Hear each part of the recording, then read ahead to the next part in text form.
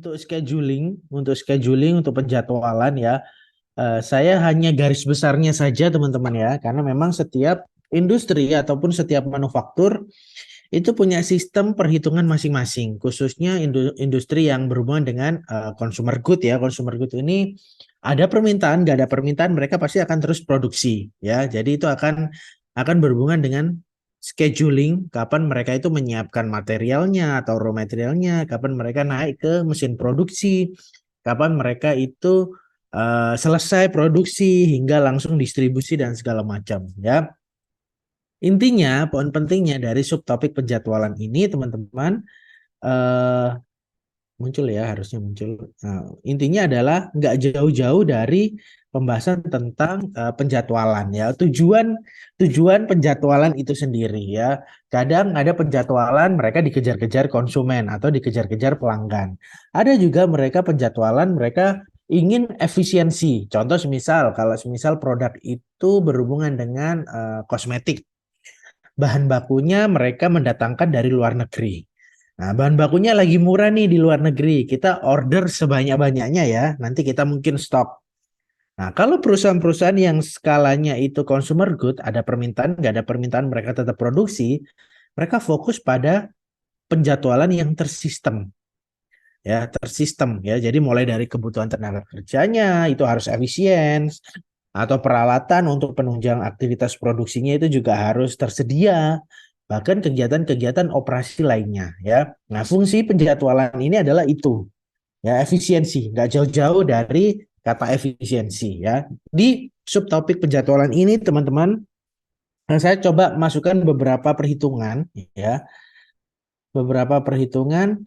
Nanti kalau misal teman-teman mau coba boleh ya. Ini nggak harus industri besar, ini nggak harus industri besar, ini juga industri UMKM pun juga bisa dipakai. Contoh misal kapasitas keluaran ya, kapasitas keluaran ini kita mau produksi suatu pisang goreng atau mungkin produk air mineral. Nah, perharinya itu berapa unit akan kita keluarin. Nah, ini berhubungan dengan target kita ya, waktu operasinya, waktu siklusnya dan segala macam. Nah, ini fokus pada saat keluaran ya. Ini semoga nanti kalau misal teman-teman mau coba untuk menghitung boleh ya, tapi fokusnya adalah bukan menggunakan atau menghafal rumus-rumus ini ya. Bukan menghafal rumus-rumus ini, tapi paling tidak konsep basicnya itu dapat, yaitu tentang apa? Tentang efisiensi atau tujuan penjadwalan itu sendiri ya. Kalau misal kita nggak fokus pada tujuan penjadwalan ya otomatis efisiensi juga nggak akan kecapai ya. Nah, ini kita kalau di industri produksi ya, di industri produksi. Beda lagi kalau industri distribusi. Ya, kita nggak fokus pada produksi atau fokus keluaran produk itu. Nah, ini fokusnya bisa lebih ke siklus. Ya, tingkat keluaran siklus ini bisa jadi barang masuk dari produsen, kita jatuhlah kita distributor ya. Nah, barang masuk dari produsen, kita stok, kita jual ke toko misalnya. Nah, ini fokusnya lebih ke siklus. Waktu siklus atau tingkat keluaran yang diinginkan. Ya, WS-nya ini. Ya, WS waktu siklus K. WO ya tetap waktu operasi ya. Jadi contoh misal 7 hari atau 6 hari kerja 8 jam ya, itu yang dipakai pada WO tersebut ya. Tingkat keluaran yang diinginkan itu apa? Ya, tingkat keluaran yang diinginkan itu K-nya itu bermacam-macam ya, bermacam-macam ya. Mungkin kita bisa menghitung target barang tersebut keluar dari gudang. Komposisinya macam-macam ya. Mungkin bisa tonase, bisa kardus dan segala macam. Nah, ini yang kita bisa ukur. Kalau misal ada datanya ya gampang aja kita hitung. Kalau misal datanya nggak ada ya akan kesulitan ya. Oke, jumlah minimum stasiun kerja. Nah, jumlah minimum stasiun kerja ini berhubungan dengan penugasan, teman-teman ya. Berhubungan dengan penugasan yang dibebankan ke setiap individu atau tenaga kerja, ya. Jadi sebenarnya rumus-rumus ini sering dibahas di beberapa kasus ya. Rumus-rumus ini sering dibahas di beberapa kasus ketika kita berada di pekerjaan yang berhubungan erat dengan sistem produksi. Tapi kalau sistem distribusi itu sebenarnya jarang ya, tapi bukan berarti nggak kepakai, tapi tetap teman-teman mungkin bisa pelajari ya, mungkin teman-teman bisa pelajari, tapi paling tidak fokusnya adalah bukan tentang menghafal rumus ini, tapi lebih ke konsep pemahaman tentang penjadwalan itu ya. Dan rumus ini teman-teman ya, rumus ini sebenarnya nggak harus dipakai juga nggak apa-apa. Atau mungkin teman-teman punya target sendiri atau punya perhitungan sendiri supaya penjadwalan itu tersistematis ya, atau tersistem dengan baik ya, secara sistematis.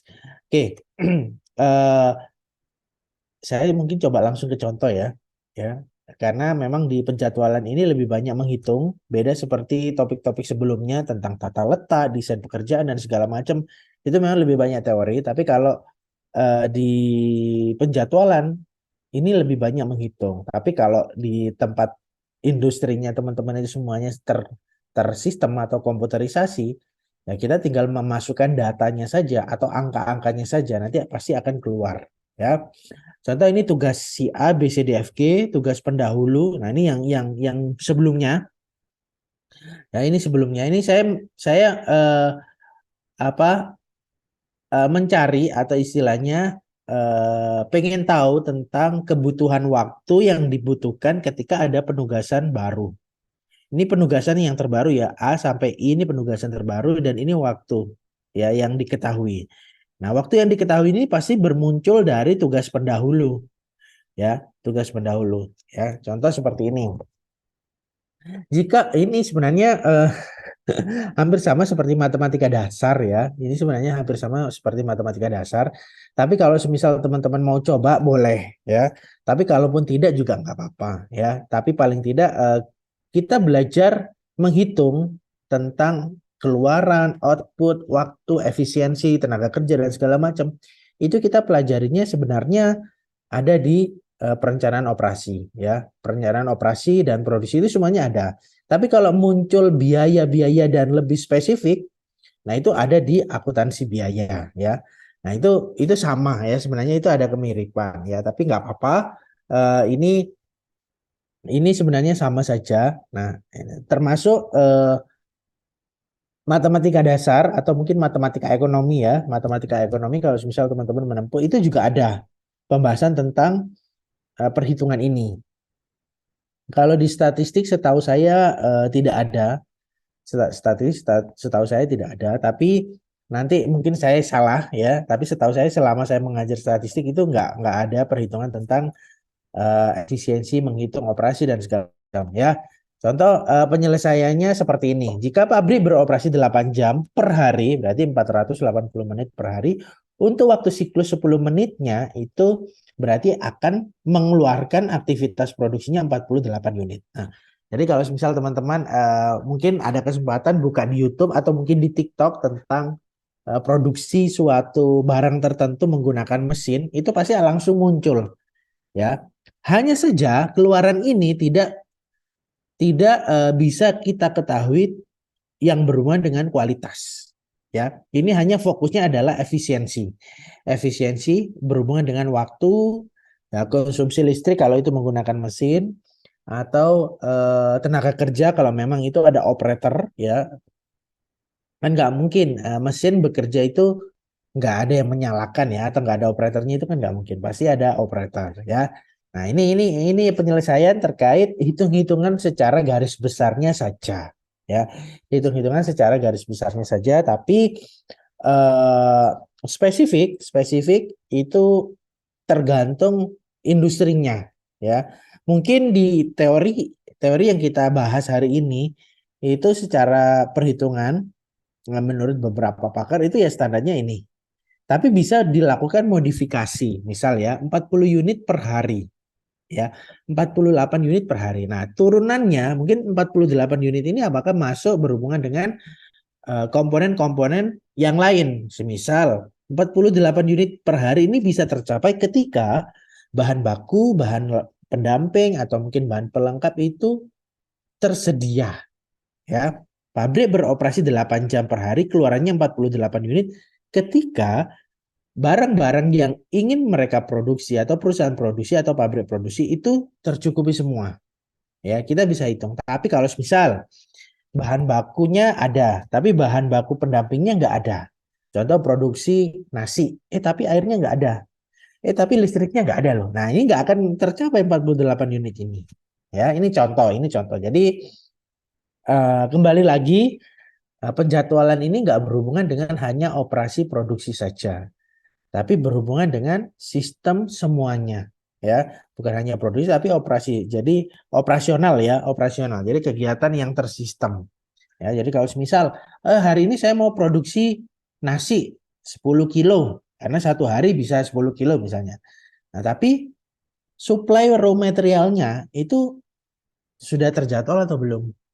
Ya, ready apa enggak? Nah, kalau misal nggak ada, tidak ada terjadwal, nah itu pasti akan jadi masalah ya. Nah, ketika terjadi masalah ya semuanya pasti akan berdampak. Nah, mesin ini ternyata bisa memproduksi bukan hanya satu produk, tapi ada beberapa produk yang lainnya. Nah, ini beda cerita ya. Oke, itu contoh kalau misal kita cari keluaran ya. Ini cari keluaran berhubungan dengan unit. Kalau cari efisiensi waktu, keluaran yang diinginkan ini adalah 40 unit. Berarti 48 unit kita balik. Kita butuh waktu berapa lama? Nah, kalau keluarannya itu 40 unit per hari, berapa menit nih? Ya, waktu yang dibutuhkan misalnya ya. Jadi sebenarnya kalau di komputer atau secara tersistem program tertentu atau software tertentu itu kita nggak perlu menghafal rumus karena semuanya itu sudah terhitung. Tapi apa kalau kalau semisal kita memproduksi sifatnya nggak menggunakan computerized, tapi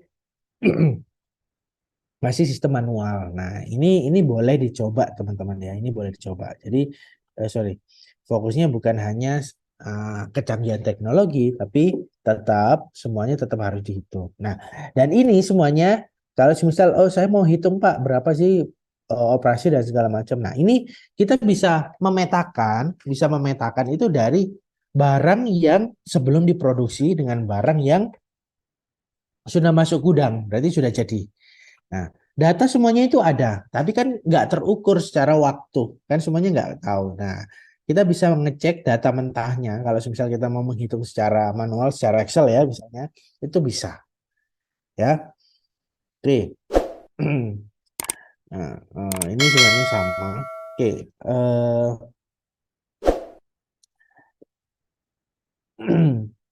di penjadwalan, teman-teman, di penjadwalan ini ada beberapa metode, ya, ada beberapa metode. Nah, ya, ada beberapa metode ya. Di teknik penjadwalan itu ada beberapa metode. Yang pertama, fokus pada sistem volume produksi ya. Nah, metodenya itu sebenarnya macam-macam, tapi fokusnya adalah volume tinggi, volume menengah sama volume rendah ya. Penyeimbang lini ini berhubungan dengan waktu, keluaran dan segala macam ya. Kalau run out time ini fokus pada saat sistem atau aktivitas produksi ini secara terjadwal. Jadi bisa bisa fokus pada output, bisa fokus pada efisiensi waktu. Ya, ini berada di tengah-tengah, namanya run out time. Atau sistem volume rendah, pembebanan. Nah, biasanya ini teman-teman, kalau misal di produksi atau di aktivitas bisnis yang ada di masyarakat, sistem volume tinggi atau penyeimbang lini ini berhubungan dengan produk-produk consumer good. Ada pesanan, nggak ada pesanan, mereka tetap produksi. Nah, ini yang kalau sistem volume tinggi. Kalau sistem volume rendah, ini fokusnya aktivitas yang berhubungan dengan pemesanan. Contoh, kita datang ke Jepara nih, kita cari apa pengukir-pengukir yang bagus. Kenapa? Kita sudah punya raw materialnya. Saya punya kayunya nih, tinggal diolah jadi furniture. Ya, nah ini fokusnya adalah di sistem pembebanan. Jadi hampir sama seperti job order, ya job order proses kalau di apa accounting ini berhubungan dengan job order. Jadi ketika kita ada permintaan, barulah kita melakukan aktivitas produksi. Nah, eh, ini pembebanannya ini beratnya itu di tenaga kerja. Ya, jadi kalau misal makanya bisa diakali dengan sistem apa istilahnya ya produksi aktivitas produksi berdasarkan pesanan. Ketika ada barang ya kita produksi, kita keluarin biaya tenaga kerja. Nah, ini juga agak merepotkan di sistem pembabanan, tapi bukan berarti nggak ada yang pakai sistem ini. Makanya di masyarakat atau di industri ya khususnya di tempat saya. Nah, saya itu mengambil sistem volume yang menengah, run out time. Ya, run out time ini kita tetap produksi meskipun nggak ada pesanan, tapi skalanya itu kecil, ibaratnya kayak stok. Nah, kita akan produksi secara besar-besaran ketika ada pesanan. Ya, kalau semisal kalau semisal tidak ada ya udah kita tetap kasih stok yang apa? Yang sesuai dengan kebutuhan dari tahun sebelumnya atau bulan-bulan sebelumnya. Nah, ini teknik penjadwalan teman-teman yang secara teori itu ada di dunia industri, khususnya di tempat kerja saya itu saya pakai itu, ya. Contoh misal di industri yang nggak ada kebutuhan, mereka pasti akan tetap produksi. Contoh seperti sistem volume menengah ini. Contoh seperti trafo ya, trafo yang untuk jalur distribusi listrik dan segala macam kan itu ada skala industri atau skala menengah dan ada skala rumahan ya. Skala rumahan itu juga eh, ada permintaan, nggak ada permintaan mereka tetap akan produksi karena nilainya juga akan kecil ya atau mungkin ibaratnya untuk pengganti. Tapi kalau yang skala besar itu biasanya berhubungan dengan industri yang baru dibangun. Industri yang baru dibangun, barulah mereka menerbitkan atau mereka akan mencetak jenis trafo ini berhubungan dengan banyak hal. Jadi bukan hanya trafo saja, tapi berdasarkan permintaan juga. Ya, ini ini trafo, terus perusahaan-perusahaan yang berhubungan dengan yaitu tadi furniture, ya, electrical itu tadi. Nah ini menggunakan sistem volume menengah. Nah itu ya. Di teknik penjadwalan, teman-teman mungkin ada yang mau disampaikan atau mungkin ada yang mau ditanyakan. Monggo, nggak apa-apa.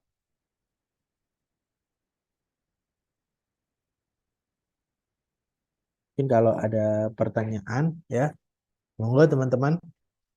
Kalau enggak, nanti sambil dibaca-baca ya di teknik penjadwalan.